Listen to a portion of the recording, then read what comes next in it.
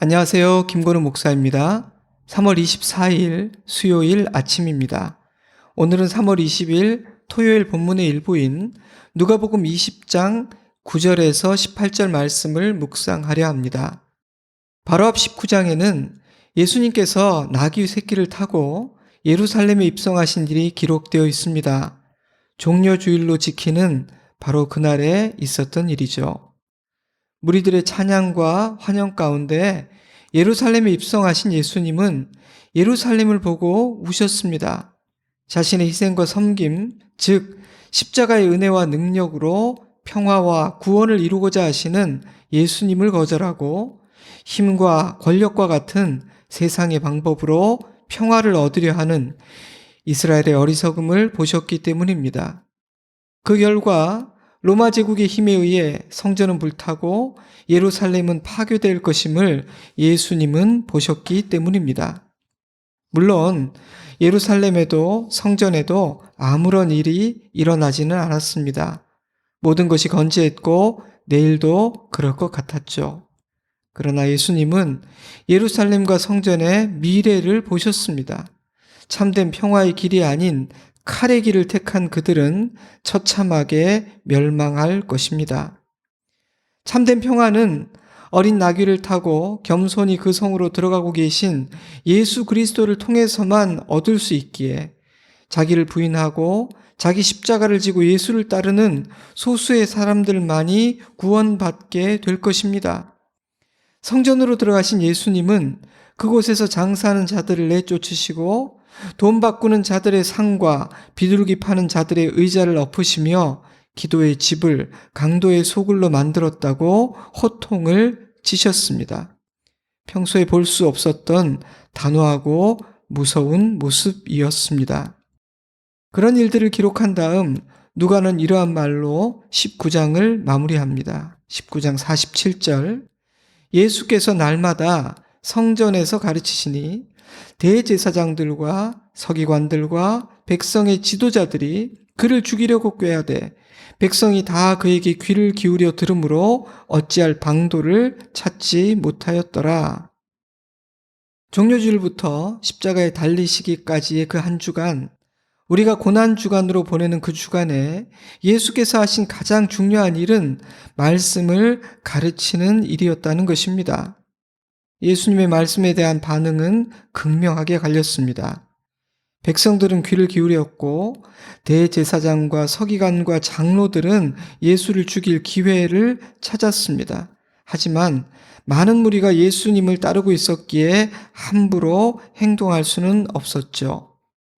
오늘 묵상할 말씀 역시 예수께서 성전에서 가르치실 때 일어난 일입니다. 이야기는 이렇게 시작됩니다. 20장 1절 하루는 예수께서 성전에서 백성을 가르치시며 복음을 전하실세 대제사장들과 서기관들이 장로들과 함께 가까이 와서 말하여 이르되 당신이 무슨 권위로 이런 일을 하는지 이 권위를 준 이가 누구인지 우리에게 말하라. 예수를 죽일 기회를 얻지 못한 그들은 예수의 권위를 문제 삼아 성전에서 가르치는 일이라도 하지 못하게 하기 위해 시비를 걸어온 것입니다. 말씀의 선포를 막고 말씀을 가르치지 못하게 하면 예수의 영향력은 줄어들고 죽일 기회를 만들기도 쉬워질 것이라고 생각했던 것이죠. 아주 예리한 판단이었습니다. 제대로 짚었다는 뜻입니다. 살아있고 능력 있는 하나님의 말씀을 막고 말씀으로부터 멀어지게 하면 성도를 낙심시키고 교회를 흔드는 일은 아주 쉬워지기 때문입니다. 사단이 하나님의 자녀들을 말씀으로부터 떼어놓는 일에 그토록 심혈을 기울이는 이유입니다. 그러므로 교회는 하나님의 말씀이 끊임없이 선포되고 가르쳐지는 곳이어야 합니다. 그러므로 성도는 하나님의 말씀을 듣고 읽고 묵상하는 일을 멈추지 않아야 합니다. 말씀을 향한 꾸준함과 성실함만이 우리를 지켜낼 것입니다. 그러한 그들의 검은 속내를 아신 예수님은 대답 대신 질문을 던지셨습니다. 나도 하나 물으마. 너희는 세례 요한의 권위가 어디에서 온 것이라고 생각하느냐? 하늘로부터냐? 아니면 사람으로부터냐? 그들은 난감했습니다. 하늘로부터라고 대답하면 그런데 왜 그를 믿지 않았느냐 하실 것이고, 사람으로부터라고 대답한다면 세례 요한을 선지자라 믿는 백성들이 가만히 있지 않을 것 같았기 때문입니다. 때문에 그들은 잘 모르겠다라는 옹색한 대답을 내놓았습니다. 그러자 예수님은 이렇게 말씀하셨어요. 그렇다면 나도 너희의 질문에 대답하지 않겠다. 그들은 아무 말도 할 수 없었습니다. 하지만 아마도 속으로 이렇게 생각했을 것 같습니다. 역시 만만치 않아. 가능한 빨리 제거해 버려야 하겠어. 만약 단지 위기를 모면하기 위해서였다면 이 사건은 그렇게 끝났을 것입니다. 하지만 십자가를 지기 위해 호랑이 굴로 스스로 들어오신 예수님께서 살기 위해 대답을 회피하셨을 리는 없습니다. 때문에 예수님은 비유로 말씀하기 시작하셨습니다. 오늘 묵상하고자 하는 누가복음 20장 9절 이하의 말씀입니다. 이 비유는 무슨 권위로 이런 일을 하는지 말하라 했던 그들의 질문에 대한 예수님의 대답이었습니다. 또한 예수님께서 당하실 일들과 행하실 일들에 대한 예고였으며 예수님의 권위 앞에서 어떤 태도를 취할 것인지를 선택하라는 강력한 도전이기도 했습니다. 예수님을 대하는 그들의 태도가 그들의 운명을 결정할 것이기 때문입니다. 한 포도원의 주인이 그 포도원을 농부들에게 새로 주고 타국에 가서 오래 있게 되었습니다. 가까이 있었던 것이 아니라 먼 곳에 갔다는 사실이나 금방 돌아온 것이 아니라 오래 있었다는 사실 모두가 의미 있습니다. 그들은 오랜 시간 포도원 주인의 권위 밖에서 자기 마음대로 살았다는 의미라고 저는 생각했습니다. 때문에 어쩌면 그들은 이 포도원이 나의 것이 아니며 언젠가는 주인이 돌아와 약속한 세를 요구할 것이라는 사실조차 가물가물 희미해지기 시작했을지도 모르겠습니다. 그런데 어느 날 때가 이름에 약속했던 세를 받기 위해 주인이 보낸 종이 도착합니다. 예고되었던 일이며 마땅한 주인의 권리이기도 했기에 뜻밖의 상황은 아니었죠. 그런데 놀랍게도 농부들은 주인이 보낸 종을 몹시 때린 후에 빈손으로 돌려보냈습니다. 마땅히 내야 할 세를 내지 않으므로 주인 행세를 했고, 주인의 권위를 지니고 파송된 종들을 심히 때림으로 주인을 모욕한 것입니다. 그들을 고발하거나 힘으로 제압해도 이해가 될 만한 상황이었습니다. 우리라면 가만히 있지 않았을 것 같습니다. 그러나 포도원의 주인은 참으로 자비로운 사람이었습니다. 그는 다른 종을 보냅니다. 그런데 농부들은 첫 번째 종에게 했던 똑같은 일을 하죠. 주인은 세 번째 종을 보내지만 결과는 마찬가지였습니다. 솔직히 이러한 농부들의 행동은 이해할 수가 없습니다. 하지만 더 이해가 되지 않는 사람은 주인입니다. 그는 세 번씩이나 말도 안 되는 모욕을 당하고서도 농부들에게 벌을 내리지 않습니다. 오히려 이런 결정을 내립니다. 20장 13절 내 사랑하는 아들을 보내리니 그들이 혹 그는 존대하리라. 포도원의 주인은 참으로 자비로운 사람이었습니다. 할 수만 있다면 농부들을 벌하고 싶지 않았던 것이죠.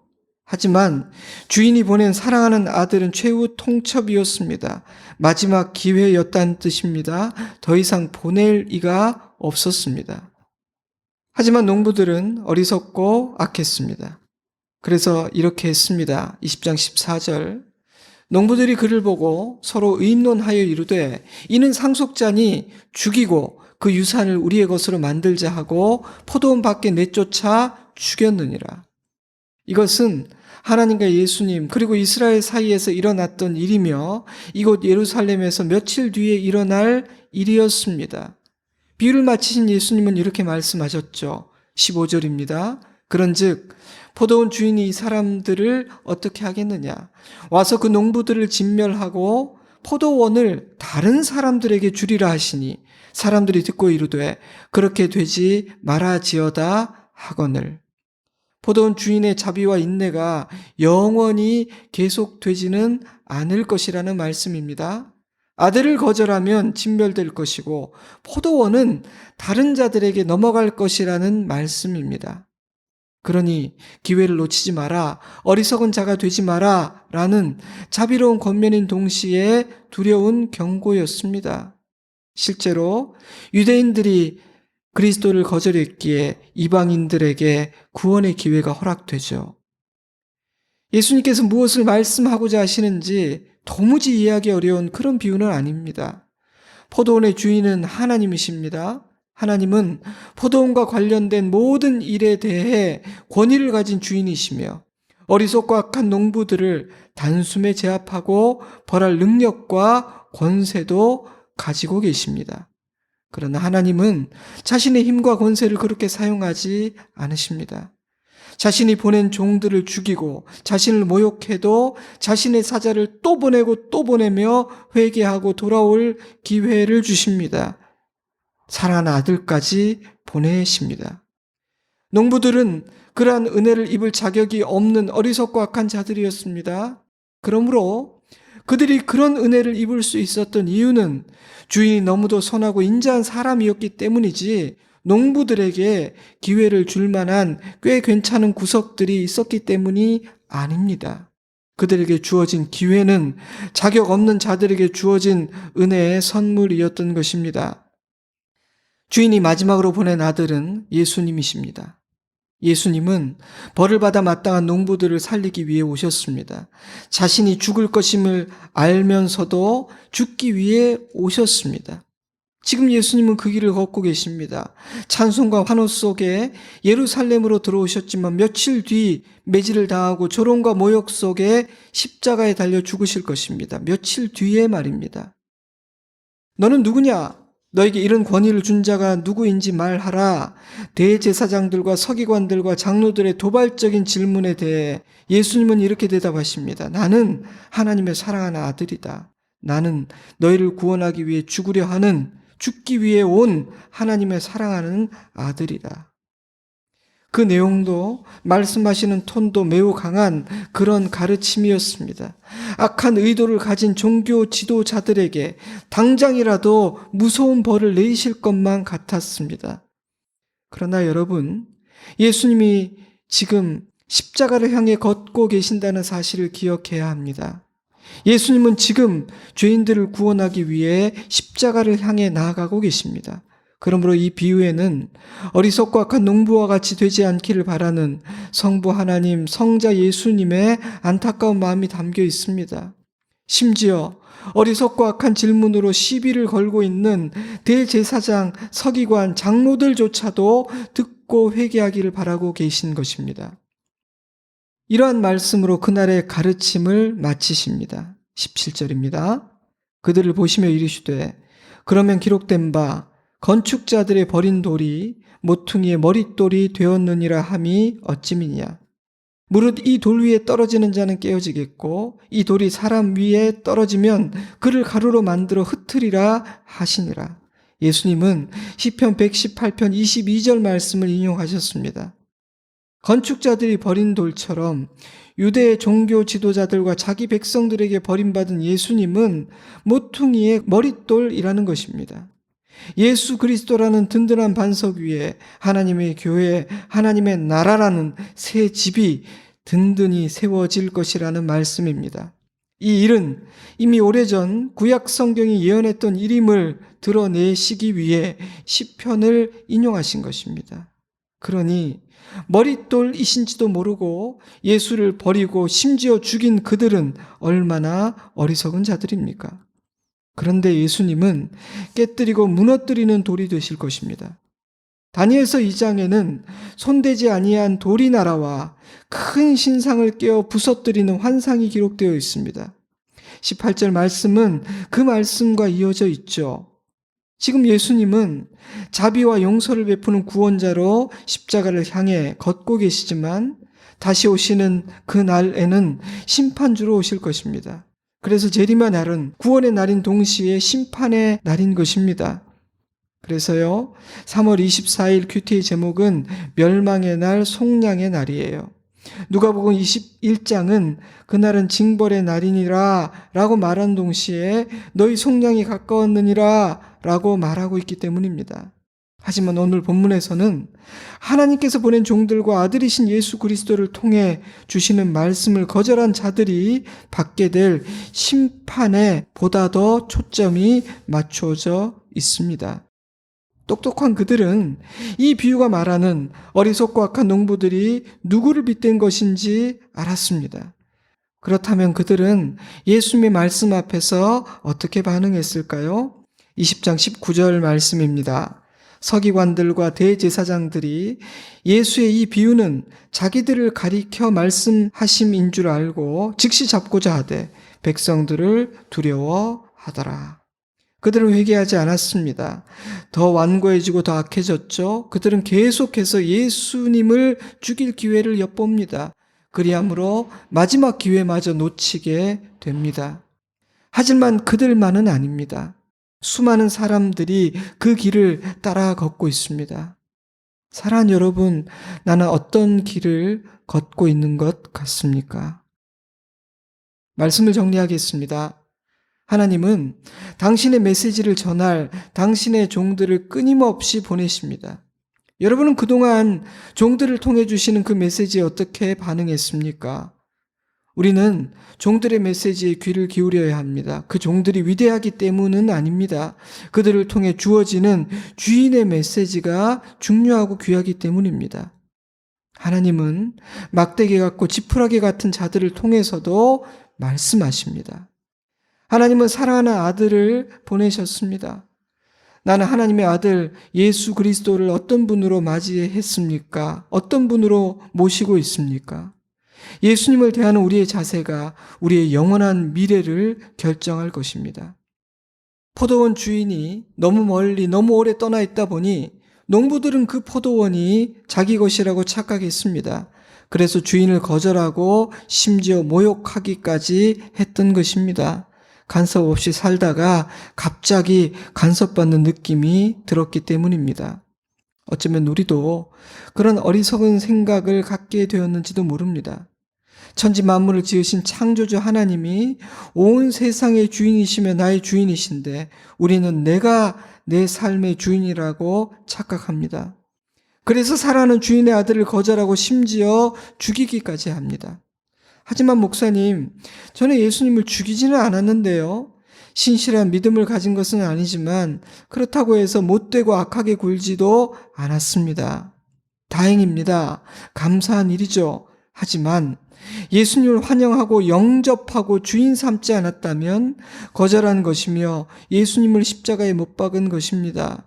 예수님은 그러한 우리의 어리석음으로 인해 죽으신 것이고 우리의 죄를 대신하여 우리를 구원하기 위해 십자가에 달리신 것이기 때문입니다.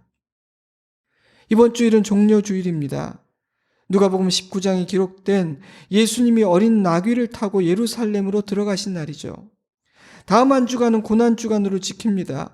예루살렘 입성 후 십자가에 달리시는 금요일까지의 시간입니다. 그러므로 지금은 하나님의 사랑하는 아들, 우리의 구원자 예수 그리스도를 깊이 묵상할 수 있는 최고의 기회입니다. 예수님께서 우리를 위해 행하신 모든 일들을 묵상하며 감사하고 찬송할 수 있는 절호의 찬스입니다. 예수님을 내 삶의 중심에 다시 모시고 예수님이 걸으셨던 그 길을 따라 걷는 일을 다시 다부지게 출발할 수 있는 최고의 기회입니다. 우리 모두 함께 그런 시간을 가질 수 있기를 바랍니다. 교회가 준비한 고난주간 새벽 기도에 참여하시고 마음과 생각과 삶을 단순하게 하시고 필요하다면 미디어나 취미생활도 금식하고 절제하며 부활주일까지의 시간을 은혜 중에 보낼 수 있기를 바랍니다. 예수님의 사랑만이 우리를 구원하고 자유롭게 하며 새롭게 할 수 있습니다. 그 사랑을 알고 그 은혜에 붙잡혀 그 은혜를 나누고 그 예수님의 사랑을 증언할 때 하나님의 나라가 이 땅에 임하고 죄인들은 구원받게 될 것입니다. 그러니 예수님을 깊이 생각합시다. 십자가를 붙드는 한 주간 되기를 바랍니다. 이 시간 잠시 눈을 감고 내게 주시는 하나님의 음성을 들으시기 바랍니다. 고난주간을 어떻게 보낼지 생각하고 마음을 정하시기 바랍니다. 그리고 잠시 기도의 시간을 가지시기 바랍니다. 저는 주일에 뵙겠습니다. 샬롬.